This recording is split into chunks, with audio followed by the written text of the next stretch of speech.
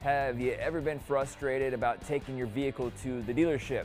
Because I have, but this guy, man, he really was frustrated. He's from Colorado, his name's Brandon, and he took his new F-250 to a local dealer with a violent front end shake. And I'm talking violent, check out this video. Instead of fixing the problem though, the dealer told him that his truck was not designed, get this, to go over 65 miles per hour. It's a work truck, it's not made for hot rodding.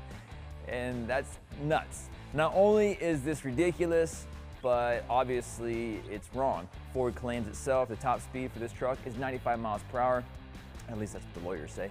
After much back and forth between Brandon, the dealer, and Ford, it turns out the truck just had a bad ball joint.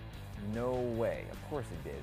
What are you talking about, 65 miles per hour? The dealer admitted that it gave out incorrect information. Ford ultimately took responsibility and the guy got a new ball joint. But you gotta see this video, it's pretty funny. It just makes you shake your head. Check it out on PioneerTV.com.